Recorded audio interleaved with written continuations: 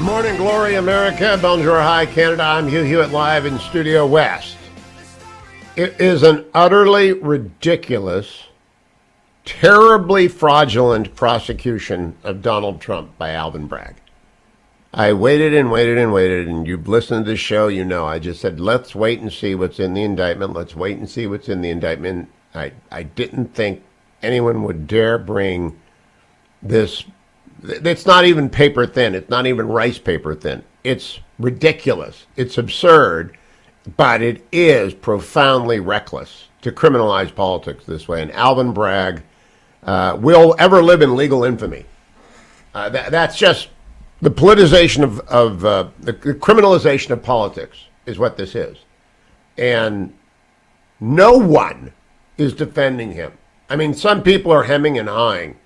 But I'm not looking for conservative denunciations in print. I'm looking for, and I asked for Twitter for help last night, point me to anyone on the left who is defending the legal theory here. And there is no one, right? There just isn't anybody, because it's a joke of a prosecution, and that is a joke of a prosecutor and a joke of a lawyer and a deeply flawed. The prosecutorial power is the most powerful power.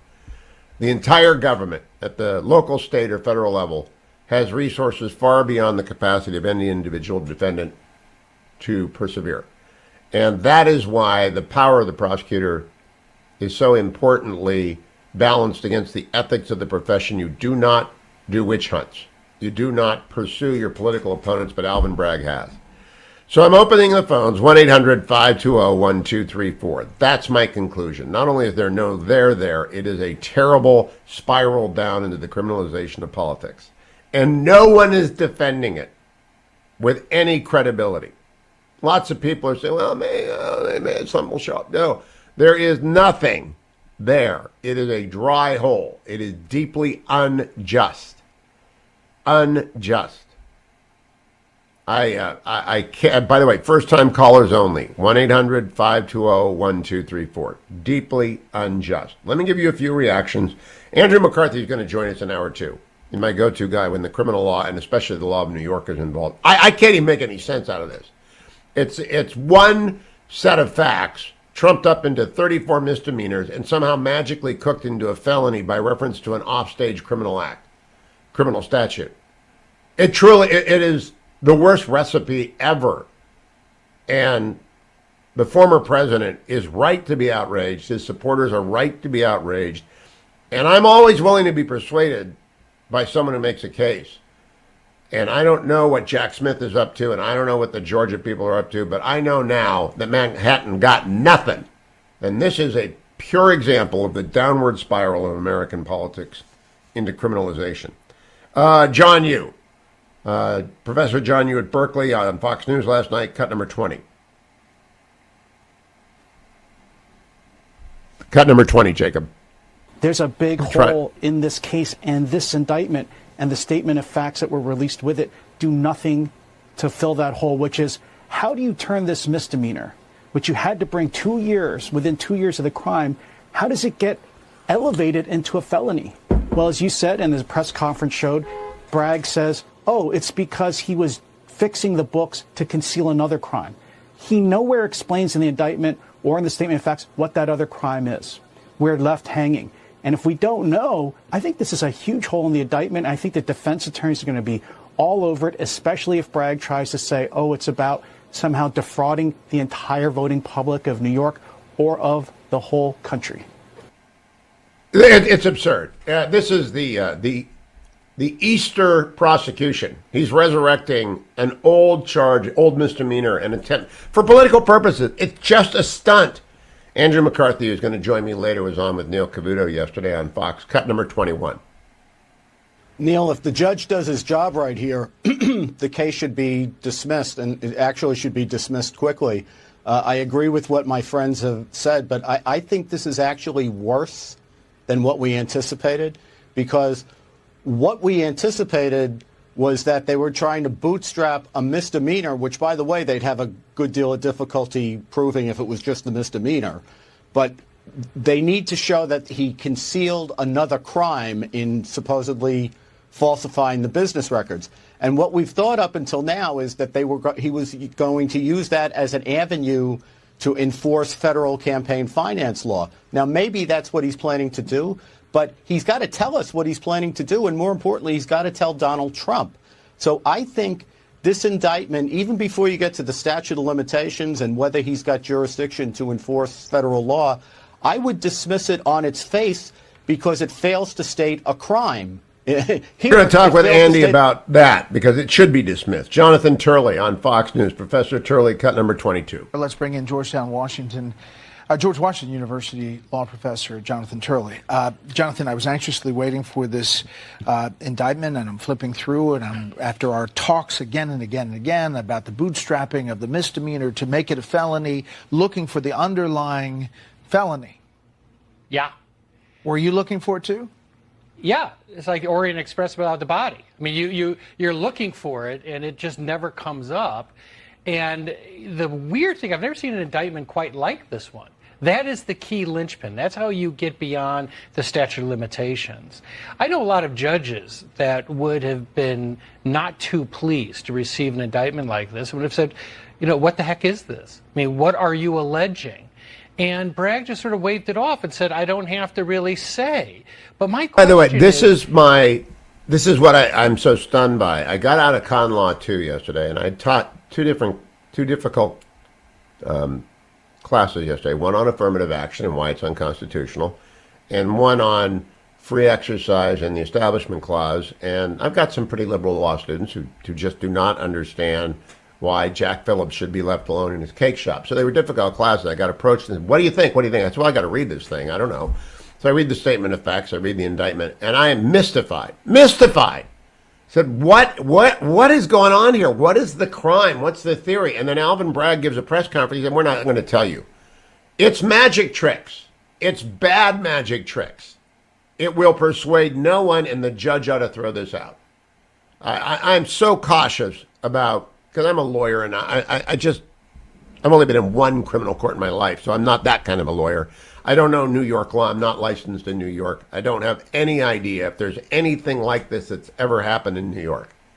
But I have read, and I waited, and I got up early this morning to read again. Ruth Marcus in the Washington Post, the Wall Street Journal editorial page, Charles Savage in the New York Times. Nobody can defend this. Nobody can defend this. It is a prosecution that is a persecution. Let me start with Joe in Ohio. What do you think, Joe? 30 seconds, first-time caller. How you doing? After watching it last night, again, going by because you're an attorney and legal expertise, I think this is a setup towards the end as they get closer because they scheduled the trial date right around the primaries. They haven't scheduled a trial date. I don't think there's going to be a trial. Thank you for bringing this up, Joe. Let me bring this to your attention. Prosecutors pressed the judge to expedite a trial scheduled to begin in January, but Trump's team said that was too ambitious, suggested next spring is a more appropriate target. Trump is not expected to appear again in court at least until December, but his attorneys will file what is likely to be a lengthy set of motions in August. In August. Prosecutors must respond 6 weeks later. In September or October, Judge Merchan would then potentially order hearings and set a trial date. He also could and should dismiss the entire matter as fraudulently brought and condemn and maybe sanction Bragg. This is so bad. This is so bad. So there is no there. Joe in Pennsylvania. Go ahead, Joe. Yes, good morning. I believe we're looking at a fake trial to just make it so that when the other side gets out of office and starts, I think it's a ploy to make us think that we're going to go after every president, and once Trump... Don't oversimplify it. Alvin Bragg won his DA's race by promising to get Trump. So even though he's got an empty bread truck, he's pulling up to the Sidewalk Cafe and trying to sell you pretend donuts. There's nothing there. So it isn't a grand plan. It's Alvin Bragg just putting aside law and ethics. I don't know where he went to law school. I don't know if he ever took the model code of professional responsibility.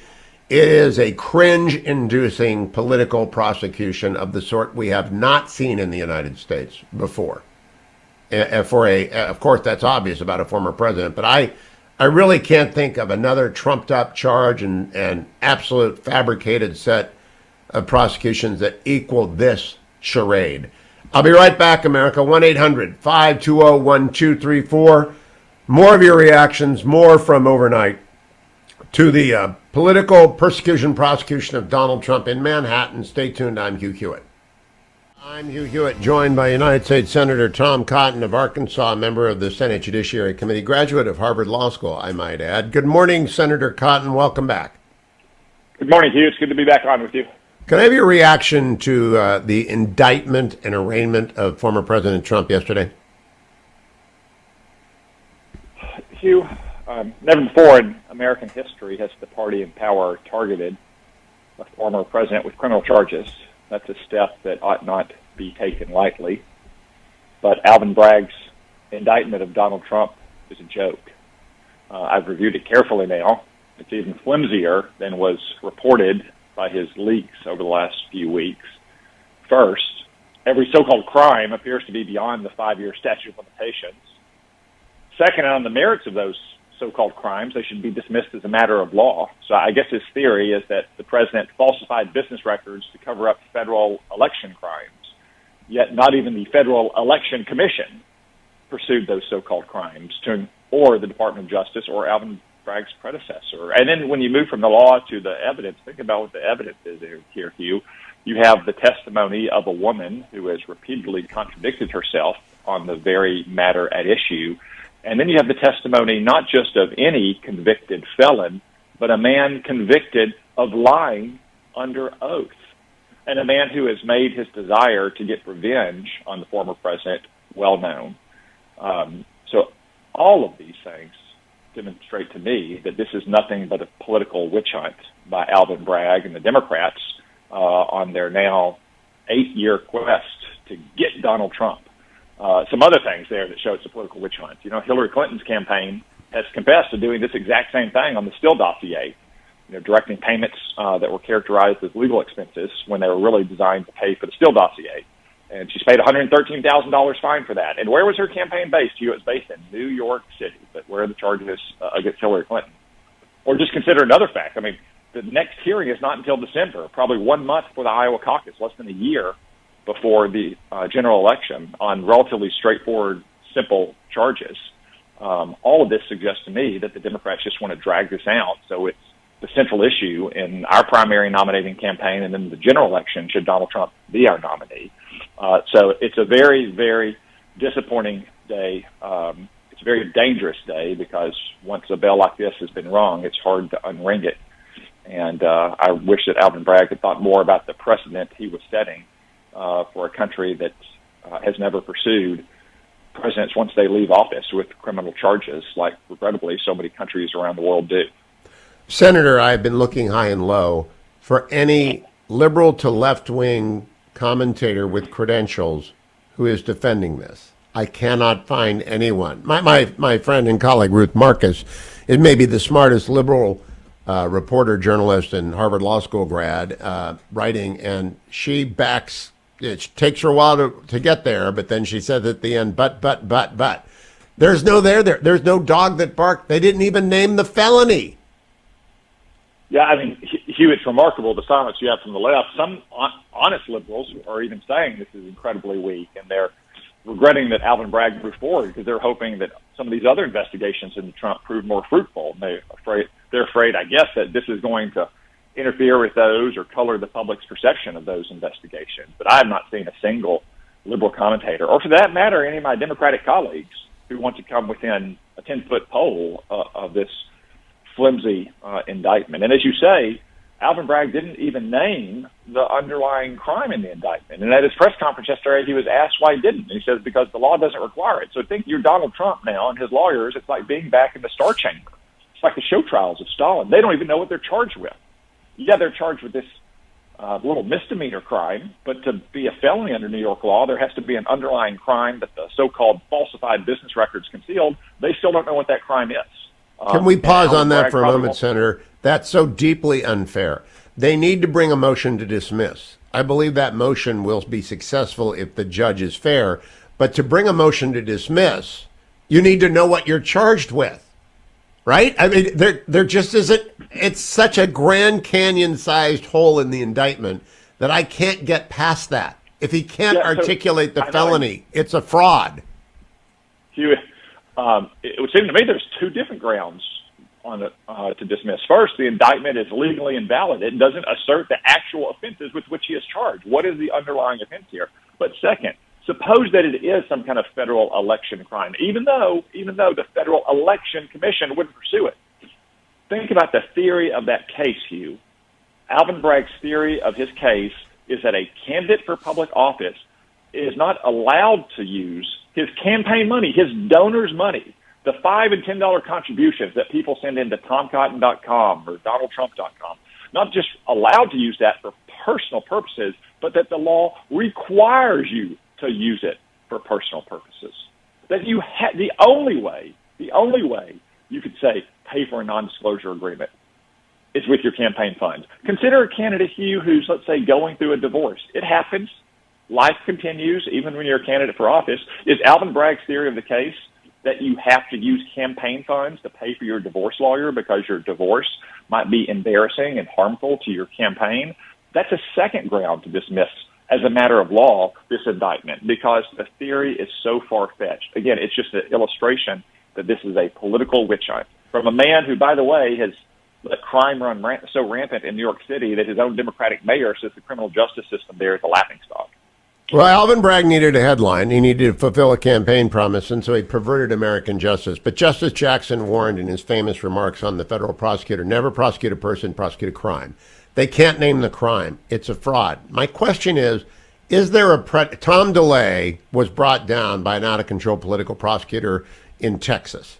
That's the only thing I can come up. And, Ray Donovan was wrongly charged. He said, where do I go to get my reputation back? But I've never seen anything like this. When they aimed at Agnew, they got Agnew because Agnew was guilty of accepting a bribe, and they had the evidence, and he quit.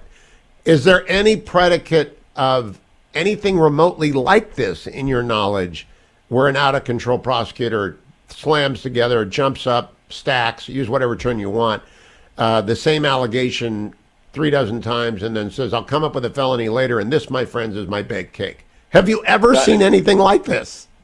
Hugh, I can't recall offenses that are so far-fetched, and literally, as we said, it's unprecedented because it's a former president and the current presidential candidate. Tom DeLay was one example.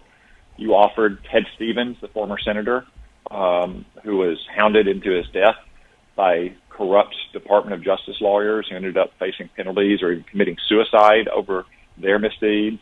Bob McDonnell, the former governor of Virginia, who was convicted of, I think, bribery charges or corruption charges, only to have it reversed by the Supreme Court 9-0. And Hugh, the only reason that case was 9-0 is because there aren't 11 justices to vote it down. There's a pattern here of the left weaponizing law enforcement, whether it's the Department of Justice or Alvin Bragg or other local prosecutors, against Republicans. Now, your good colleague and chairman of Judiciary, Dick Durbin, he's holding a hearing on this, isn't he? I mean, he wants to defend the rule of law in America and try and stop the politicization of prosecution. Has he already called you and asked you to help set up that hearing? Yeah, I've missed it so far. I suspect, again, that Democrats in the Senate aren't going to want to touch these charges for the 10-foot pole because they know how embarrassing this is to Alvin Bragg and to the Democrats. But for America, it's dangerous. We do not have a tradition or a custom or a practice of weaponizing law enforcement against political opponents. But that's what Alvin Bragg has opened the door to here. The left's view of the law is now violent criminals should go free, political opponents should be jailed. What do you think Xi Jinping thinks about this circus? I think he probably imagines that it's going to divide America further and keep our focus inward while he's focusing on building up his defenses so we can go for the jugular in Taiwan in the near future. That's one reason why it's unfortunate that these charges are now blotting out all the coverage of very other important matters, like, for instance, Tsai Ing-wen's trip through the United States, meeting with senators and congressmen in both parties while the administration pretends this is not happening and conciliates and appeases Xi Jinping, who's threatening those very senators and congressmen.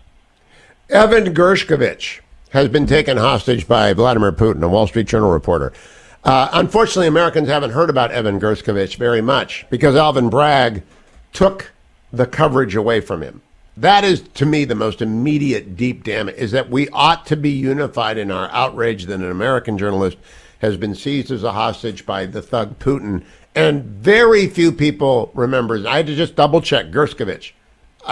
Last comment to you, Senator. That is another casualty of this fraud. And I'm praying for Evan Gerskovich and his family during this Passover. He should be released immediately. This is another reason why President Biden should stop negotiating for hostages and giving away arms dealers like Victor Boot, as he did with Brittany Griner. It only encourages more hostage-taking.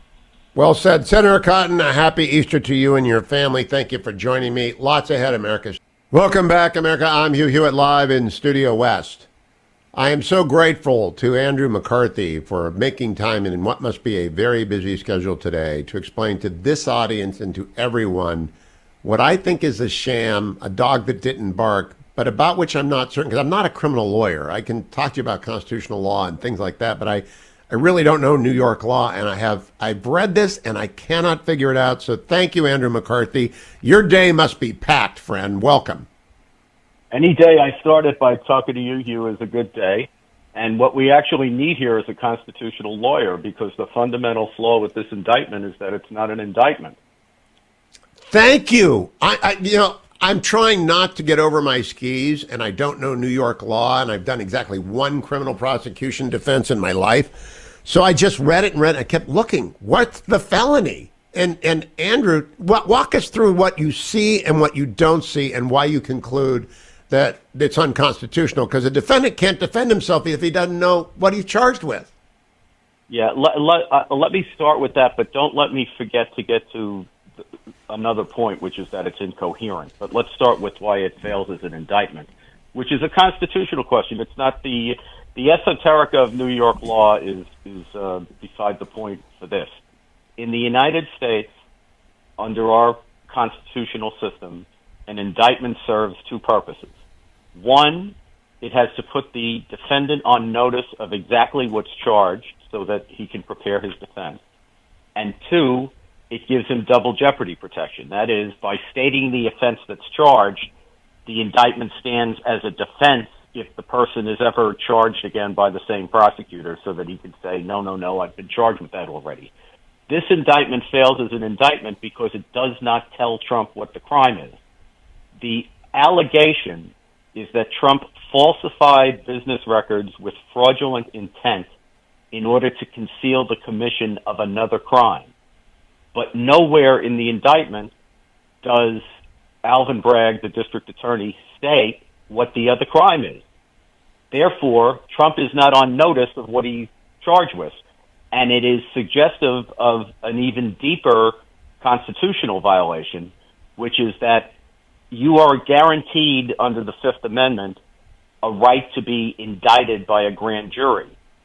The district attorney is the legal advisor of the grand jury. In advising the grand jury to return an indictment, which means they have to find probable cause of every essential element of the crime charged, the district attorney has to instruct the jury on what the law is pertaining to all of the essential elements of these crimes. If he may not have told Trump what the other crime is, he may not have told us what the other crime is, but if he didn't tell the grand jury what the other crime is, then they can't have found probable cause, which again means that the indictment fails as an indictment. It isn't an indictment because it's not reflective of a probable cause finding by the grand jury, and it doesn't state a crime, so it fails just fundamentally as an indictment. All right, that's a constitutional problem. I'm going to come back to that, but I want to remind you about the incoherence, because now I'm feeling better. I could not make heads or tails out of it. I mean, I know the fact pattern. I know what they're alleging on the fact pattern, but I could not find a legal theory as to why it was brought forward. It's incoherent. You use that word. Would you expand on that? Yes. The bottom line theory that Bragg has is that Donald Trump stole the 2016 election by fraud. Even if we indulge that for a moment, the problem is the first crime that he charges occurred on February 14th, 2017. The last crime occurs on December 5th, 2017. Are we seeing a problem here? The election was on November 8th, 2016. no matter what you do, you cannot defraud something that happened in 2016 by actions that happened in 2017. It's not possible. So what is Bragg actually doing here? He's trying to criminalize, we've talked a lot, Hugh, about, is he criminalizing federal election law, and does he have authority to do that, and is he trying to apply state election laws? More fundamentally, what he's trying to do here is criminalize non-disclosure agreements. The only activity that happened in this case that Bragg alleges that predated the 2016 election are the non-disclosure agreements. They're completely legal. So the action in the case, which he says is driven by Trump's fraud in connection with the 2016 election, doesn't happen until 2017, which is how the NDAs are booked. No matter what you think about that, it can't possibly have had an impact on the 2016 election. Moreover, even if Bragg was correct that these were in-kind campaign contributions that had to be disclosed, let's indulge that fiction for a second. Let's even say Donald Trump recognized that these payoffs to various people for their silence should be deemed to be in-kind donations to a campaign, and they should be reported to the FEC. Under federal law, because these happened so late in the 2016 cycle, he wouldn't have had to report them until months into 2017. So there's no way they would ever have been disclosed prior to the election, and they can't have had any impact on the election. So people who are using terms like threadbare and weak sauce, or insulting threadbare and weak sauce, I don't think there's anything there, Andrew. And Senator Cotton just used the term star chamber. Now I want to go back to the fundamental problem. In the United States, not only is there a presumption of innocence, there is an obligation to let a defendant know what they're being charged with, so that motions can be brought, whether it's a habeas petition, whether it's a dismissal motion. I don't know how the lawyers on Team Trump bring a motion to dismiss if they don't know what the charge is. Yeah, well, that's the motion to dismiss, right? The indictment fails as an indictment. The indictment fails to state a crime. And I don't know what the motion schedule is that the judge set yesterday. I'm sure it's been reported in places. We didn't have it in real time as we were covering it yesterday. But I'd be under the judge's toes today seeking to get the indictment dismissed because it doesn't state a claim. And I've heard a lot of stuff, Hugh, in the media about, there'll be a bill of particulars and he'll lay all that out. No. You don't get to do it. A bill of particulars does have the function of fleshing out things that a defendant rationally needs in order to prepare his defense. But a prosecutor doesn't get to stamp the word crime on a piece of paper and then say details to follow. You have to put the essential elements of the crime in the indictment, because if you don't, you haven't given the defendant notice of the crime. And secondly, if you don't, it must mean that you didn't instruct the grand jury on what was being charged. And if you didn't, then how can the grand jury have found probable cause, which is what they have to do to indict? I'm going to come back to that. I'm also going to ask you a question before I forget it. The indictment was sealed. I found that odd on Friday, even more weird on Monday and Tuesday, and now I know why he did it. He wanted to evade the searing criticism of his, quote, theory and the Grand Canyon-sized hole in the indictment of failure to charge a felony. Do you have any idea how he can defend a sealed indictment for 3 days? He did it to defend himself, is what I think. Well, what I'm told my practice of criminal law in Manhattan was in federal court. Yeah. I was a federal prosecutor. I wasn't a state prosecutor. So I thought that was peculiar, too, because in our office, the only time you sealed an indictment was if the defendant was at large and we needed to arrest him. And it was the kind of defendant who you would think would flee if he found out that there were charges. So you seal the indictment, you get an arrest warrant, and as soon as the person's in custody, then you unseal it, right? What I'm told is that the practice in Manhattan is different. That when they proceed with a case by indictment as opposed to when you proceed with a case by a sworn police complaint. When you actually go to the grand jury and get an indictment, I'm told that their practice is that the indictment stays under seal until the defendant is arraigned, and it is given to the defense counsel first at that point. Now, I'm told that's the way they do it. If that's the way they do it, then he was simply, following the practice. Then I'll withdraw my objection. I mean, if that's New York trial practice, I'm not a New York lawyer. All right, now, Andrew, let's go back to your prosecutorial experience, though. When you had a weak case in the Southern District of New York, but you really hated the defendant, how would you kick it around the office? When you had a bad guy, but you ain't got a case, what did you talk about? Well, I think here's a good example. I had this happened a few times, and more when I was a boss. I mean, when I was a young lawyer, the good thing about the office, and this was also the case with the Manhattan DA's office in the time of Bob Morgenthau, who was the legendary district attorney there for 34 years. When you wanted to do something wild and crazy, Hugh, the leadership was like the adult supervision to make sure that kind of stuff didn't get done. Here it looks like the leadership is the problem. But like, for example, I would have somebody, a young lawyer, come into my office and say, I want to charge somebody with a push-in robbery. And I would say, but push-in robberies aren't federal crimes. And, in the Southern District of New York, the ethos of the office is you're supposed to be creative, right? Pushing the envelope all the time, which is a kind of a dangerous thing. And, the young lawyer would say to me, but this is interstate commerce because we don't print money in New York. So the money had to have moved in interstate commerce at once.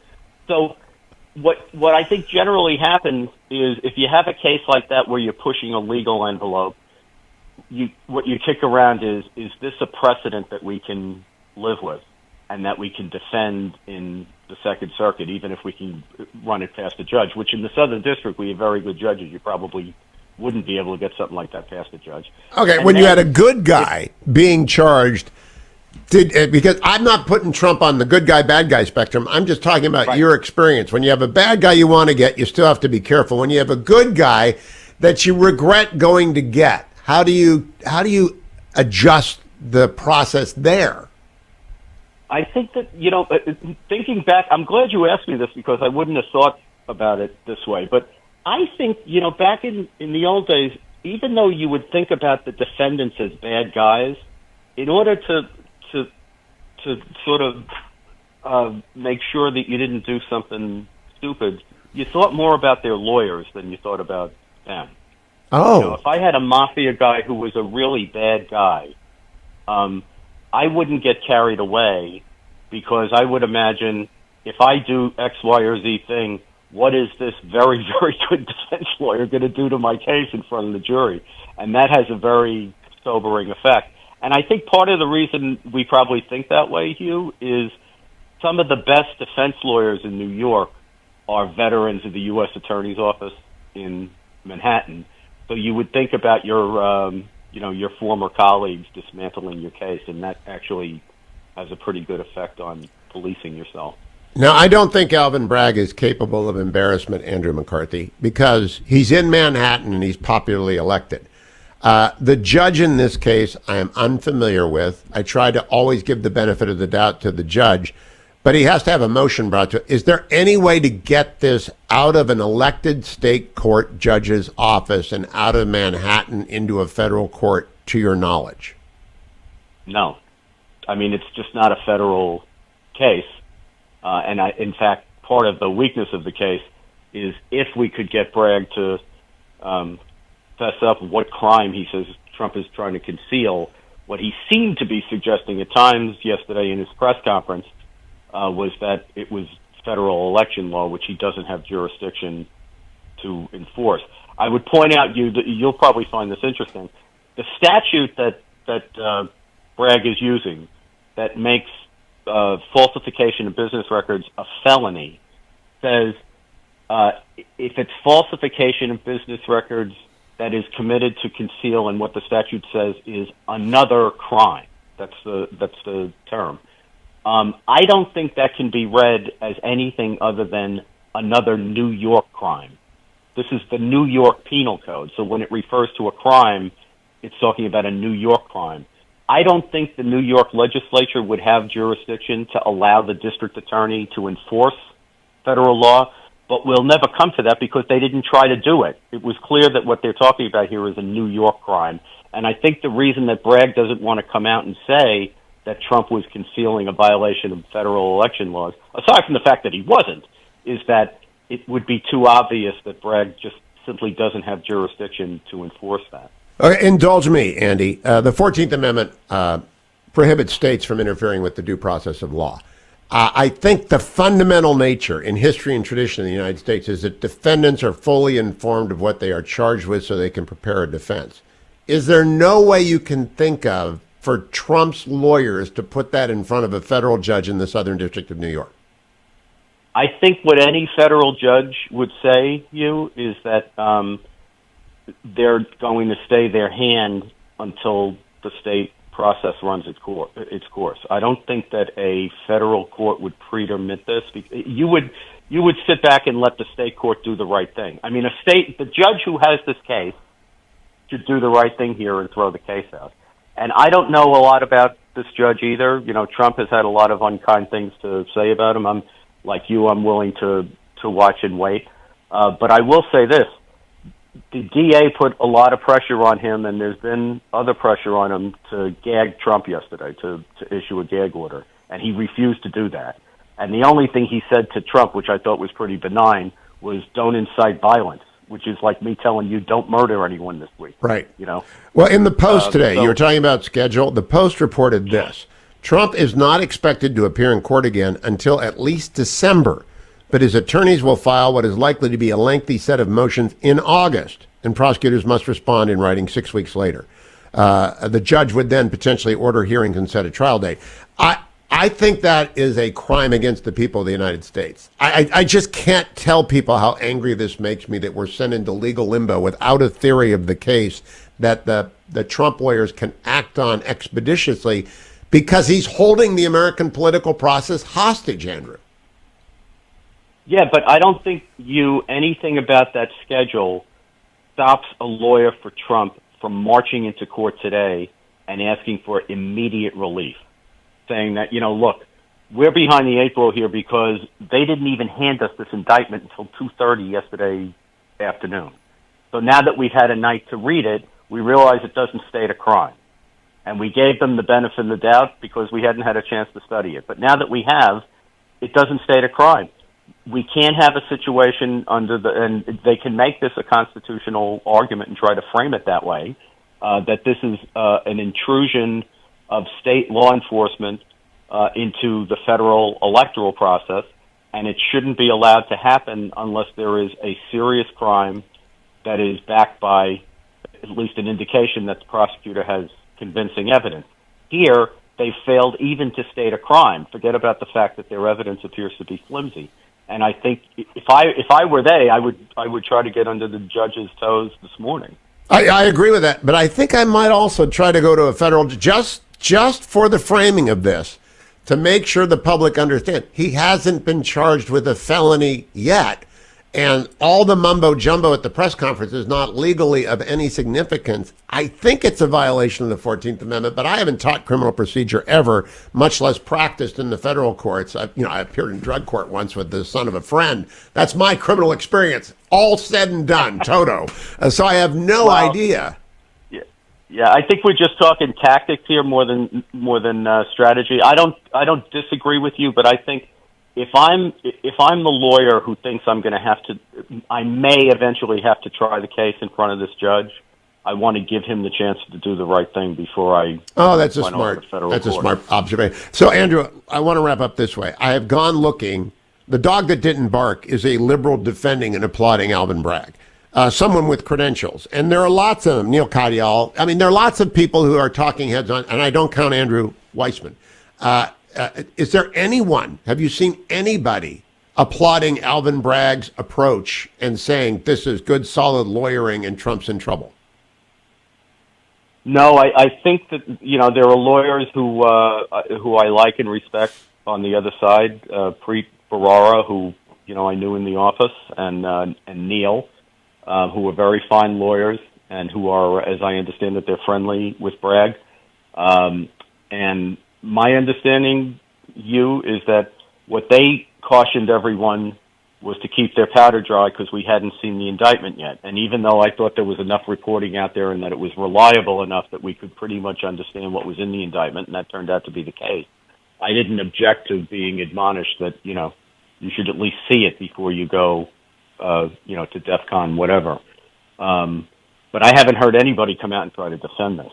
It's crickets. I just want to know if you would validate that. My last question. Andrew Weissman was part of Robert Mueller's team. Robert Mueller's team looked high and low. In every shelf, they took every book off of every library in the country looking for something to get Trump with. Would they have seen this material and would they have passed on it? Yeah, I don't think there's any reason to think otherwise, Hugh, because let's remember what the history was here. The Southern District of New York, my old office, which is famously aggressive, and which, because the New York State Constitution follows a principle called equitable due process.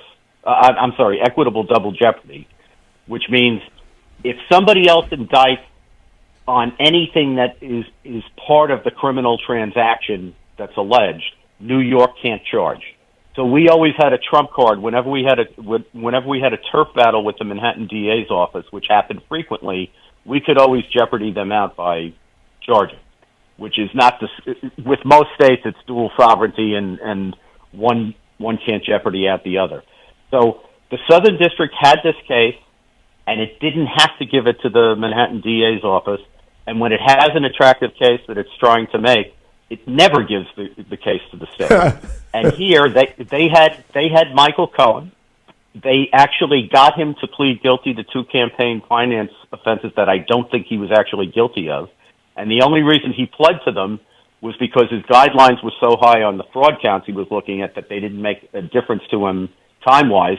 But he was trying to sell himself to the Southern District as a potential cooperator, and they had him implicate Trump when he pled guilty, which is a very unusual thing for prosecutors to do.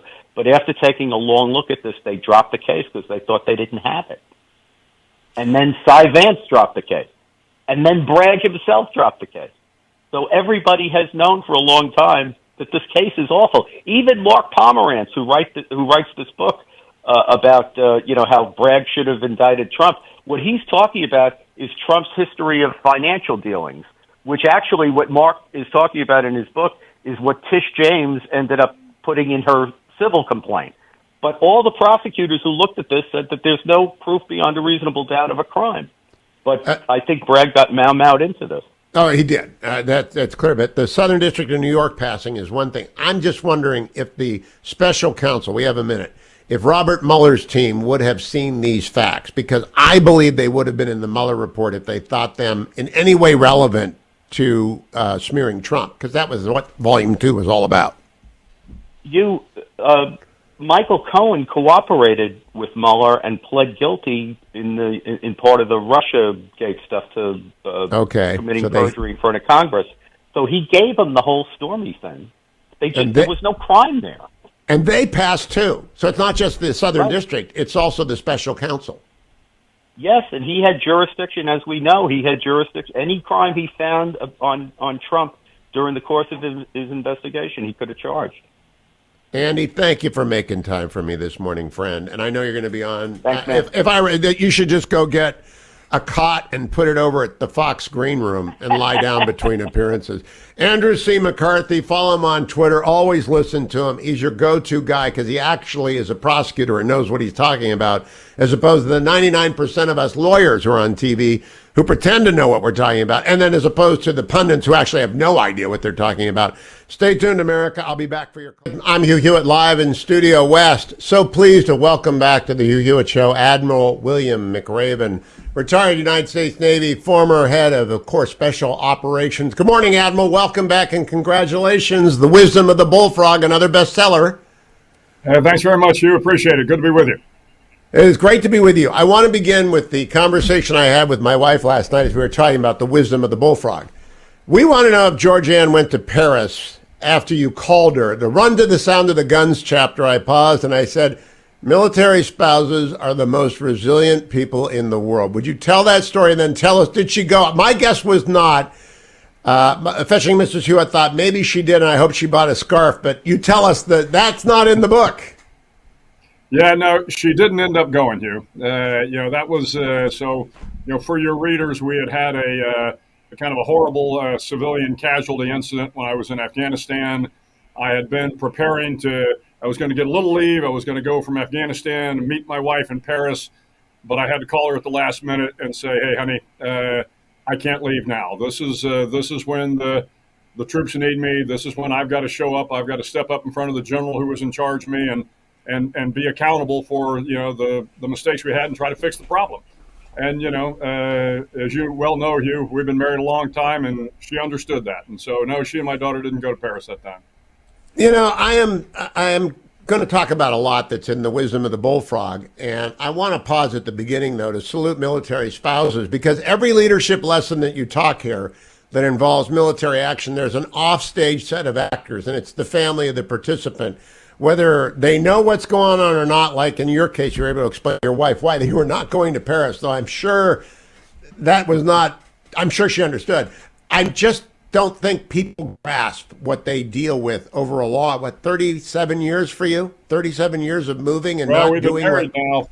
Yeah, well, we've been married for almost 45 years. This May, it'll be 45 years. But yeah, through 37 years of my time in the service, she was with me the whole time. Well, and I just think this book pays tribute to them. Now let's go to the Wisdom of the Bullfrog. First, let's talk about the title. I've been around enough people in the military. I should know a lot of stuff that you reveal in here. I didn't know about the title Bullfrog. I didn't know where it came from. Why don't you explain to people what that signifies? Yeah, so the title Bullfrog is given to the Navy SEAL who is the longest serving on active duty. So in 2011, I became the Bullfrog, and I held the position for 3 years until I retired. Then you transferred on. But remember, as Navy SEALs, we are first and foremost Navy frogmen. So from our World War II roots. So when you are the kind of oldest or most senior frogman, you are the Bullfrog. Now, there's a little tongue-in-cheek there because part of it, you get this trophy, Hugh, that has this god-awful looking toad on the top of it. And I think part of the reason this is to say, hey, look, you may be the longest serving guy, but don't make too much of it. Don't take this too seriously. It's a great title. I'm appreciated. I'm appreciative of it. But when you see all the hard work that the troops are doing, you realize, it's a nice thing to have, but the troops' respect is more important than anything. What I also got out of this, Admiral, is that you learn how to communicate after 37 years in the military and leadership of the University of Texas system by direct, succinct takeaways. So at the end of each chapter, other military writers do this. You summarize. So here's what you're going to learn. Here's what you're learning. And then that's what you just read. I love that approach. What did your publisher think about that? Well, the publisher, he liked it as well. I mean, this is, to your point, this is an old adage in the military. Tell them what you're going to tell them, and then tell them what you told them.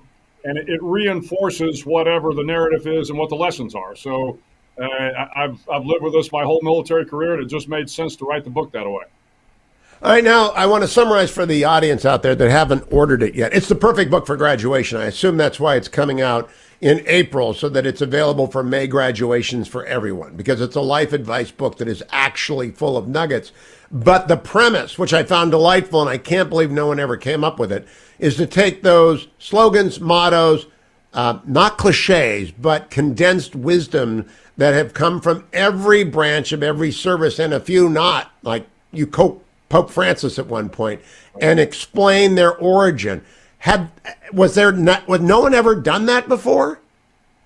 I'm sure it's been done. It's there's no such thing as an original thought. I think Plato said that, and probably somebody before Plato. But the point is, for me, as I tried to frame how I wanted people to think about leadership, it occurred to me, in my own career, is that these mottos and these creeds help guide me through challenging times. So whenever I had a hard decision to make, for example, I would ask myself, can you stand before the long green table? And the implication there was, if you can't make your case to the men and women who are judging you behind the long green table, which, this kind of started from World War II. The tables were long. They had green felt on them. If you can't make your case to reasonable men and women, then maybe you should rethink your actions or your decisions.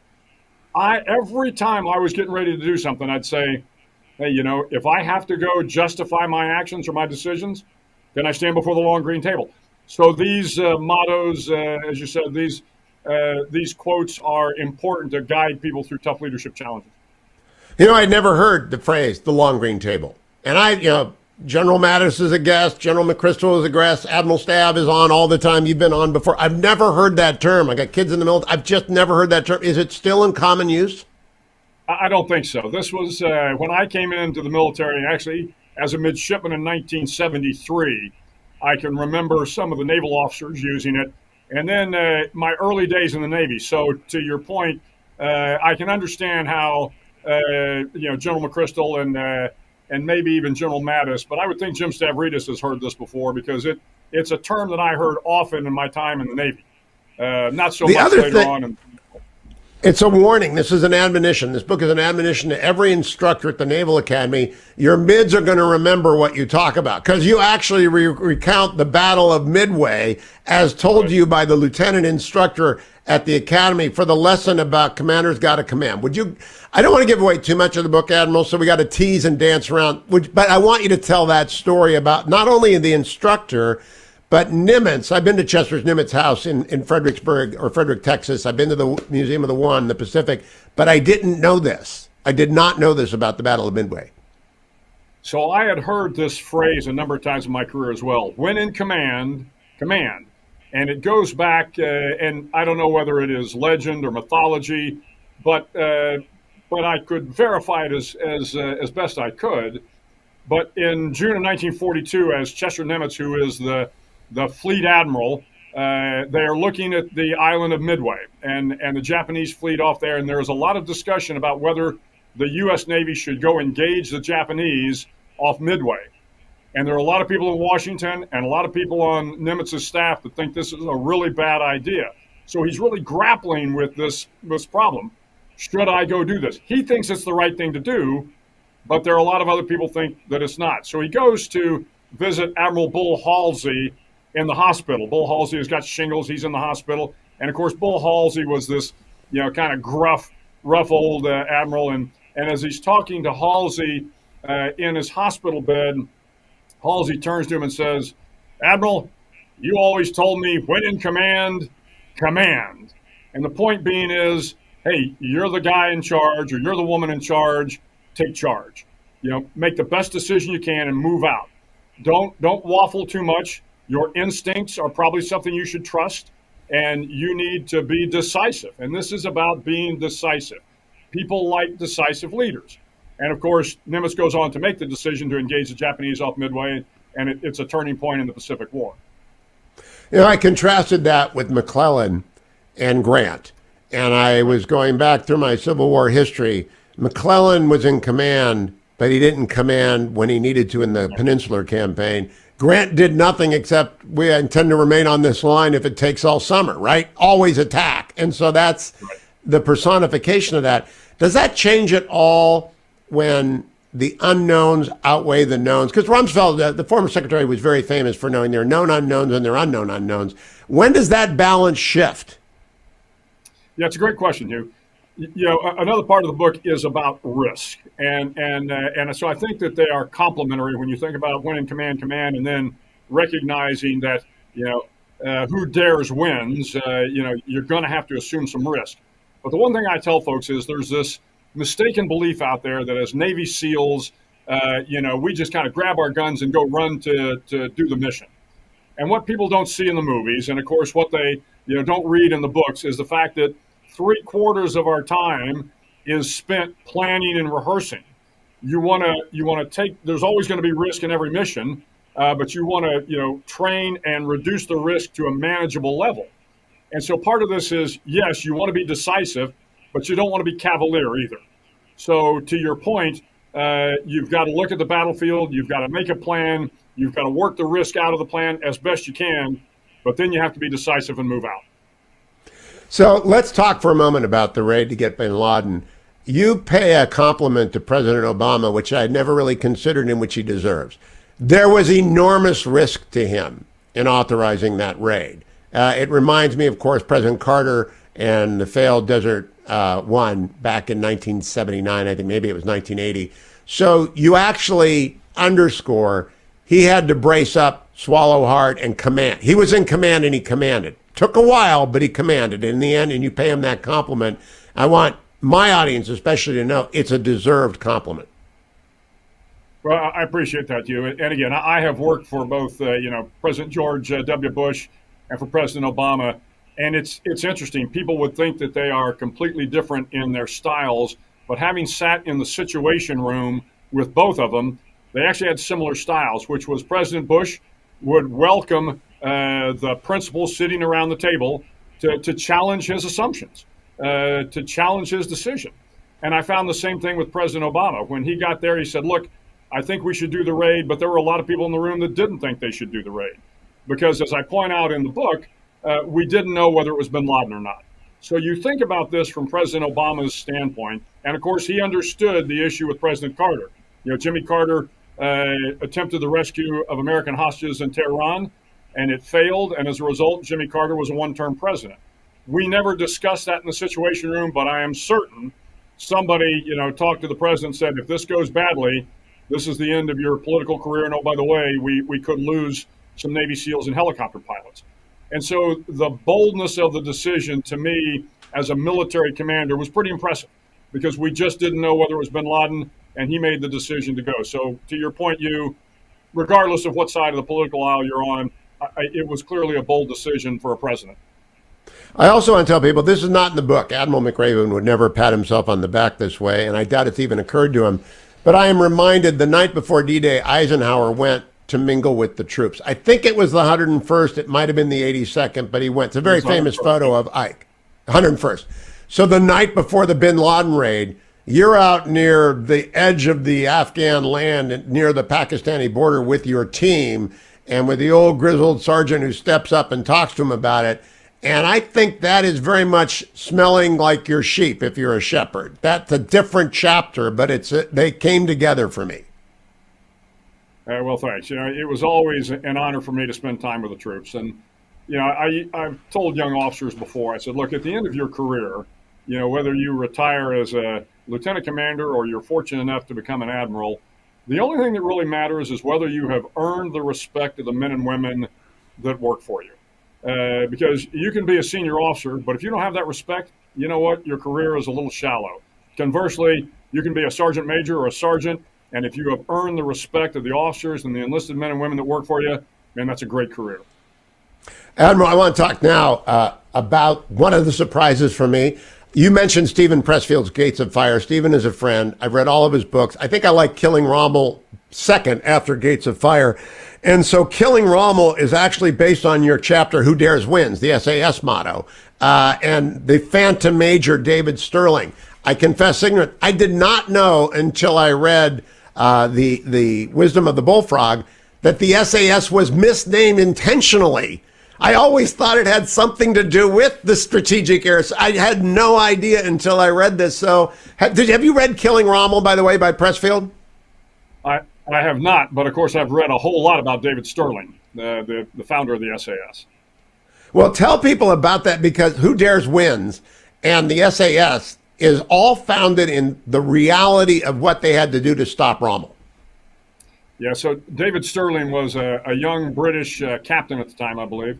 I mean, he made it up to lieutenant colonel, but and so they were in the North Africa, and they were a commando unit. He was building this commando unit to go after Rommel, and Sterling had some at the time very unconventional ideas about how to do this. He was going to get in a bunch of jeeps. He was going to parachute in. He had all these kind of what would be considered kind of crazy unconventional ideas. But he also realized he needed a name for the unit. But he was afraid that if he called them a commando unit, because there were actually units called commandos. There was first commando, second commando, third commando. He didn't want to do that because he wanted to kind of hide the intention of his unit. So he called it the Special Air Service, which you would think would be about airplanes or something, had nothing to do with being a commando. But Sterling, in his unconventional nature, and his commandos raided Rommel's supply lines, and Rommel at one point in time, I think, called him the most dangerous man in North Africa. Now, Sterling was captured. I think he escaped and then was captured again. But quite a storied career, and of course the beginning of the SAS. But he had to have a motto for the SAS, and the motto that he came up with was "Who dares wins," and the implication, of course, being, look, you're going to have to take some risks if you want to win. Whatever winning looks like. If you want to win as a human being, if you want to win in your personal or your professional life, you are going to have to take some risks. And Sterling understood that. I would recommend to you Killing Rommel. It's a fictionalization, but Pressfield is very good at his craft, as you are in The Wisdom of the Bullfrog. I want to talk about next Lieutenant Ralph Puckett, about whom I have never heard a word. A Medal of Honor recipient for valor in Korea, valor that is off the charts. Now, whenever I read an MOH citation, I'm always stunned. But I just can't believe I didn't know this. Bill Barber was a friend of mine, another Medal of Honor recipient from Chosen. But I never heard about Putt. First, tell a story, and then we'll talk about the lesson that it illustrates. Yeah, so Ralph Puckett, as you pointed out, was a young Army Ranger lieutenant in Korea. And they had been given the assignment to kind of take this hill, if you will. And as they advanced on the objective, all of a sudden they came under intense fire, and the Rangers couldn't identify where the fire was coming from, so that they could kind of counterattack. So Puckett made the decision: well, I will run in the open field. I'll run across the open field so that the Koreans and the Chinese will fire on him, and then my Rangers will know where the fire is coming from. So he got up out of his foxhole, ran across the open field, and of course people began to shoot at him. And his Rangers counterattacked, and then he runs back, and then he does this 3 separate times. Of course, he is wounded in the action at one point in time, but each time he runs across, the Rangers are then able to get a bead on the enemy. And as a result of that, he received initially the Distinguished Service Cross, the second highest award. It was later upgraded to a Medal of Honor. But he went on to serve in Vietnam as well, and had just a remarkably impressive career, and one of the most highly decorated Rangers of our time, and a wonderful, wonderful human being. Now, I want to give an example of how The Wisdom of the Frog takes a great chapter like that, very readable, you learn something, and then condenses it. It's simple, you write. Foster a culture of action, allowing the rank and file to take the initiative and fix problems that need addressing. Accept the fact that this will lead to zealousness and the occasional screw-up. This overenthusiasm is better than a culture of inaction. 3, praise those who attempt to solve problems on their own, even if the results are not as expected. Boy, if I could issue that to each of my students, I would. There are copyright issues there. I'm not going to get them all The Wisdom of the Bullfrog. I'm going to tell them to get it for themselves. But is the military as prepared to foster that culture of action today as it was in 2001? Or after 20 plus years of the long war, is there more hesitancy? And I don't know the answer to that. Yeah, I can only tell you from the special operations community, I think they are just as engaged, just as willing to take risks, because that is part of our culture. The term for that chapter is sua sponte. And once again, that's a Ranger motto, and it means of your own accord. In other words, take the initiative, right? And so the young Rangers at a very young age are taught, look, you will get kind of mission orders. You will get the commander's guidance. But if you're a young Ranger sergeant with a small fire team out on the battlefield and you know what the general direction of the strategy is, hey, take the initiative and move out. And we want to create this culture in the military. Frankly, this is why when you see the Ukrainians and the difference between how the Ukrainians are fighting and how the Russians are fighting, it is a difference between the Soviet model that the Russians use, which is very hierarchical, and the Ukrainian model, which, you know, the West has been training Ukraine since about 2014. And the first thing we did was say, you need a non-commissioned officers corps, and you need to make sure that your men are given the sense of initiative and are applauded for that initiative, because that will make you very agile on the battlefield. So to your question, yeah, I think the American military still has that as their culture, and we need to continue it. Now, I want to thank, again, I don't want to give away too much. People need to go and buy The Wisdom of the Bullfrog. But I got to thank you for the Leon Panetta anecdote, simply because he said, call me Leon. I will never not call you Admiral. I will never not. James Mattis was at the Nixon Foundation. He said, call me Jim. And I said, General, sorry, I had a Marine father-in-law who was a colonel, and I went to his grave calling him Colonel. You don't do it. So you said to Mr. Panetta, that's not going to happen, Director. I believe, by the way, that is a very good custom for everyone to follow. What do you think? Yeah, I certainly think, now the military is different, Hugh. You know, as you well know, nowadays, when I'm out of uniform, I always introduce myself by my first name. I encourage people to call me by my first name. So frankly, you can build a closer relationship. And that's clearly what Leon Panetta was trying to do. But of course, I was a 3-star admiral and he was the director of the CIA. There was no way I was going to call him Leon. And of course, he laughed. If you know Director Panetta, Secretary Panetta, he's got this, you know, just this gregarious, incredible personality. And so when he said, introduce him, he says, oh, call me Leon. I said, sir, that's not going to happen. And we both got a big laugh out of it. The better story that even follows on that, I'm going to use that whenever I wave off people telling me, call me Joe.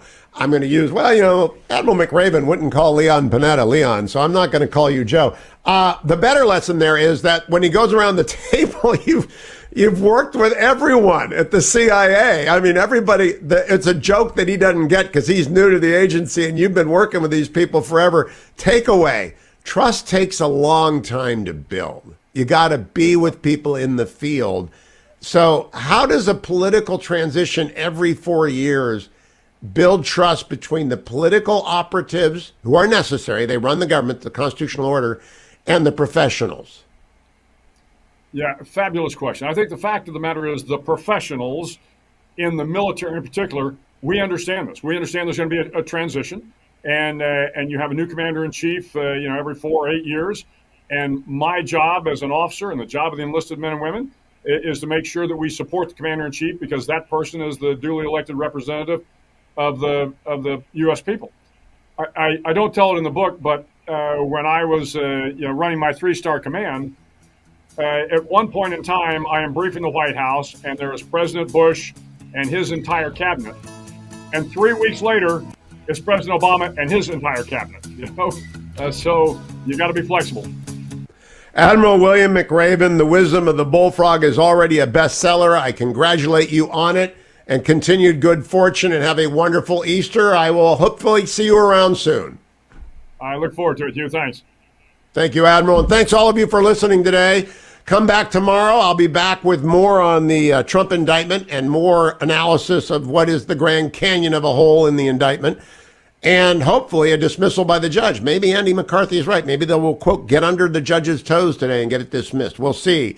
Thank you, Adam. Thank you, Jacob. Thank you, Generalissimo.